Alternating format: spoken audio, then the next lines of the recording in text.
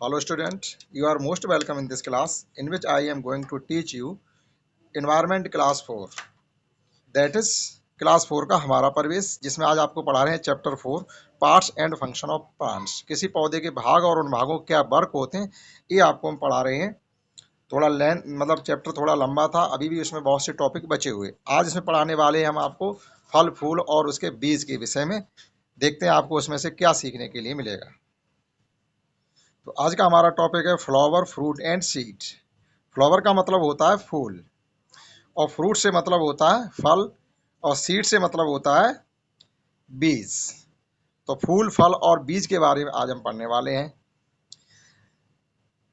Detail में जो इसमें समझाया जा रहा है आपको वो फूल के बारे में समझाया गया है, क्योंकि फूल से ही फल बनता है और फल के अंदर क्या होता है, बीज होता है। Flower is the most attractive and beautiful part of plant. First line का मतलब क्या है कि flower is the most attractive and beautiful part. Attractive का मतलब होता है आकर्षक, और ब्यूटीफुल से मतलब होता है सुंदर। पार्ट का मतलब होता है भाग, और प्लांट से मतलब होता है पौधा। किसी पौधे का जो सबसे ज़्यादा अट्रैक्टिव या आकर्षक जो हिस्सा होता है, जो भाग होता है, वो क्या होता है, फूल, फ्लावर। तो यहाँ पहली लाइन में हमसे कहा गया है किसी पौधे का सबसे ज़्यादा अट्रैक्टिव जो पार्ट होता है वो उसका फूल होता है। अब फूल क्यों होता है, जैसे मान लीजिएगा कि गुलाब का फूल पेड़ खड़ा हुआ और उस पर बहुत रंगीन लाल लाल कलर के फूल लगे हुए, तो आप क्या करोगे, सबसे पहले आपकी ये चाह होगी कि हम इसके फूल तोड़ लें। तो फूल क्यों तोड़े आपने, क्योंकि उस पौधे में उस वक्त सबसे ज़्यादा अच्छी चीज कोई चीज़ लग रही थी, तो वो क्या लग रहे थे, फूल ही लग रहे थे। तो इसलिए सबसे पहले आप क्या करेंगे, उसके फूल तोड़ना चाहेंगे। तो वही यहाँ पर कहा गया है कि किसी पौधे का सबसे अट्रैक्टिव या आकर्षक भाग जो होता है वो होता है उसके फूल। B C various kind of flower. Various kind of flowers का मतलब होता है बहुत से विभिन्न प्रकार के फूल। हम विभिन्न प्रकार के फूलों को देखते हैं, ऑफ डिफरेंट कलर, और विभिन्न प्रकार के रंगों में होते हैं। बहुत से प्रकार के फूल अलग अलग रंगों में हम देखते हैं। एंड फ्रेग्रेंस, देखो फ्रेग्रेंस क्या होती है, उनकी सुगंध। और अलग अलग फूलों की सुगंध भी अलग अलग होती है, यानी कोई दो अलग अलग पेड़ों के फूल एक जैसे नहीं होंगे, उनकी महक भी एक जैसी नहीं होगी। फूल की बनावट, रंग सब कुछ अलग अलग होगा, और उनकी महक भी अलग अलग होगी। इन अवर सराउंडिंग, अपने परिवेश में, अर्थात हम जहाँ रहते हैं वहाँ पर विभिन्न प्रकार के फूलों को देखते हैं जो अलग अलग रंग के होते हैं, और उनकी महक भी अलग अलग होती है। Late us see the different part of the flower. अब ये कह रहे हैं आइए फूल के विभिन्न भागों को देखते हैं। Let us see different part of flower, आइए किसी फूल के विभिन्न भागों को देखते हैं या उनको समझते हैं। नंबर 1 पर हमको दिया गया है सीपेल।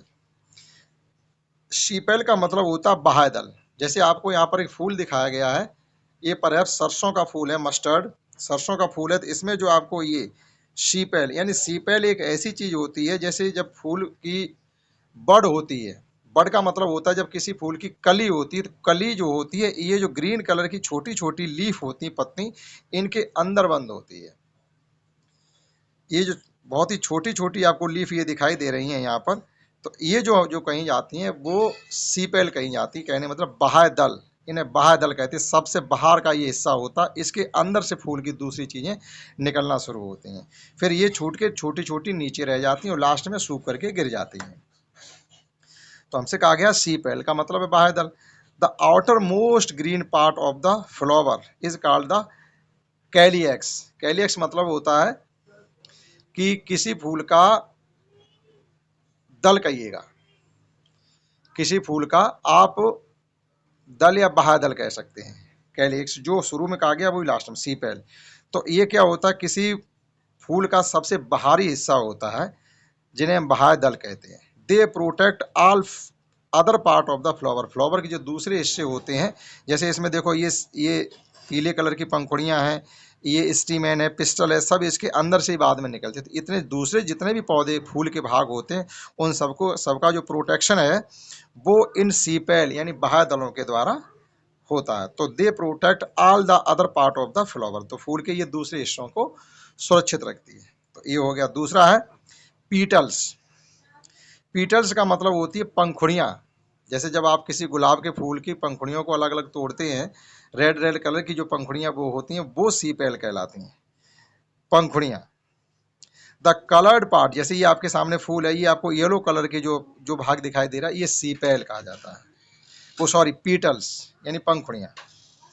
The coloured part of the flower are called the corolla, मतलब उसकी पंखुड़ियाँ कही जाती हैं, या दल कह सकते हैं। जो रंगीन भाग होता है किसी पौधे का, फूल का, वो दल कहलाता है, मतलब पंखुड़ियाँ।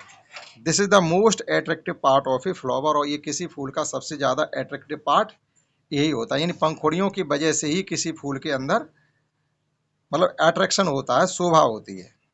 तो attractive part of a flower, ये सबसे अट्रैक्टिव भाग होता है किसी फूल का। और अगला भाग है इसमें स्टीमेन। स्टीमेन का मतलब होता है पुंकेसर।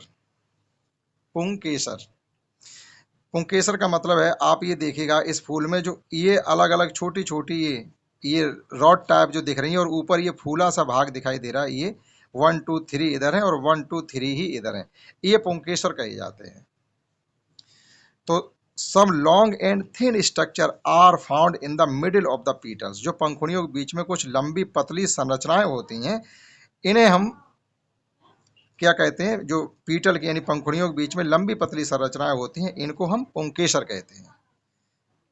पीट the upper end of the these structure, in structure का जो सबसे ऊपरी हिस्सा है, साफ लिखा हुआ the upper end of the these structure is slightly swollen. Slightly means होता है हल्का सा, स्वेलन का मतलब होता है जैसे आपके कहीं चोट लग जाती है तो सूजन आ जाती है, तो स्वेलन कहा जाता है, सूजा हुआ यानी फूला हुआ।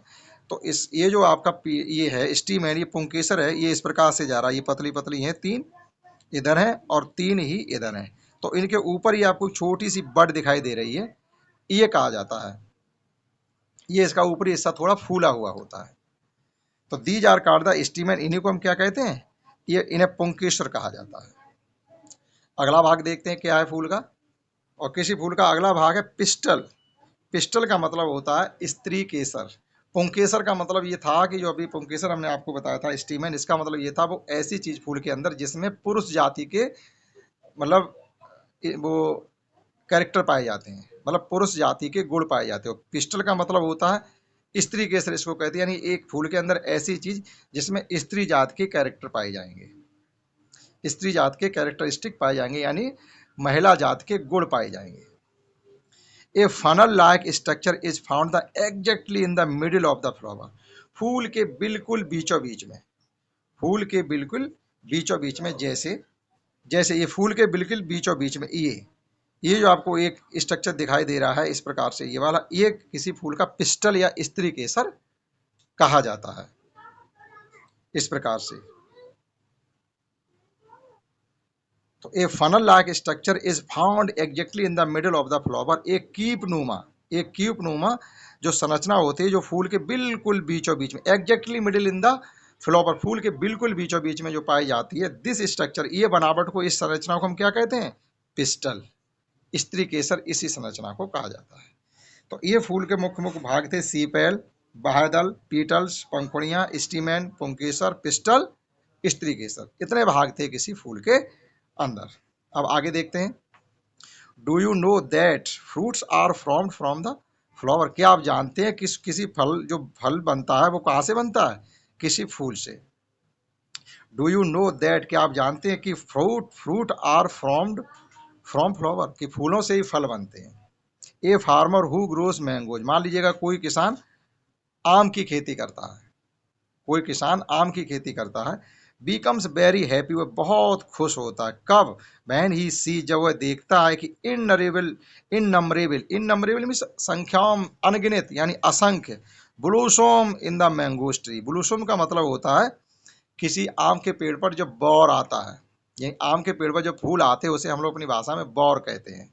तो innumerable blossom in the mango tree, जब किसी आम के पेड़ पर, मतलब पूरे पेड़ पर बौर ही बौर दिखाई देता, पत्ते दिखाई नहीं देते हैं, पूरे येलो येलो कलर के आप देख सकते हैं कि बौर दिखाई दे रहे हैं, ये बौर ही यानी ये छोटे छोटे फूल ही बाद में किस में कन्वर्ट हो जाएंगे, ये छोटे छोटे आमों में कन्वर्ट हो जाएंगे, और यही पूरा एक, जैसे इस प्रकार से अभी बौर से लदा हुआ आम का पेड़ है, कुछ दिन बाद यही आम का पेड़ आम से लदा हुआ दिखाई देगा, आप देख सकते हैं।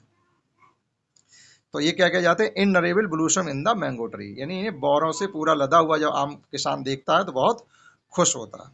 ही नोज, वह जानता है, that these ब्लूसम will turn into mangoes, उसको मालूम है कि ये जो हमारे आम के पेड़ पर बौरें आई हुई हैं यही एक दिन आम बन जाएंगे। इन दिस वे, इस प्रकार से flower produce fruit sheet for reproduction, इस प्रकार से फूल प्रोड्यूस फ्रूट, फूल से फल बनते हैं जो वंश वृद्धि में सहायक होता है। सीड फॉर रिप्रोडक्शन मतलब होता है वंश वृद्धि, इनसे दोबारा फिर आम का पेड़ बनेगा उन बीजों से। Seeds are found inside the fruit, और उस फल के अंदर क्या पाया जाता है, बीज पाया जाता है। फ्रूट प्रोटेक्ट द सीड, जो फल होता है वो अपने बीज की सुरक्षा करता है। Some fruits have only one seed, अब होता क्या है कि कुछ तो फल ऐसे होते हैं उनके अंदर एक बीज निकलता है, जैसे आम ही है, आम के अंदर एक बीज निकलेगा। बेर है, जो प्लम होते हैं बेर, उनके अंदर एक बीज होता है।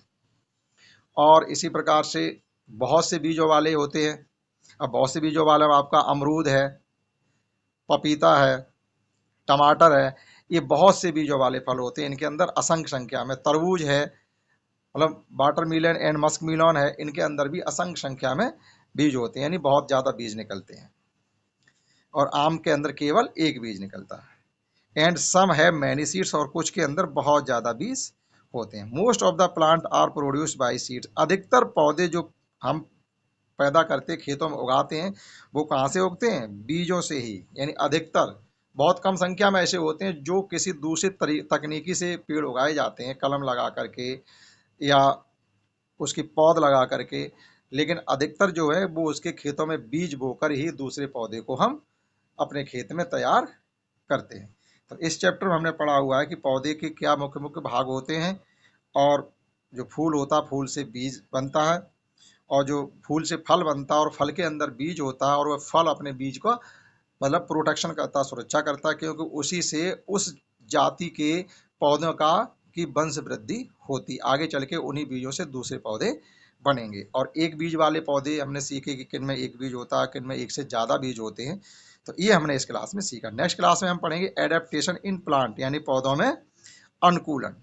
ये पौधों में अनुकूलन कैसे होता है, जैसे हमने पिछले चैप्टर में पढ़ा था जानवरों में अनुकूलन, इसी प्रकार से आप पढ़ेंगे पौधों में अनुकूलन, वो नेक्स्ट क्लास में पढ़ेंगे। इसमें इतना ही। That's all. जय हिंद, जय भारत।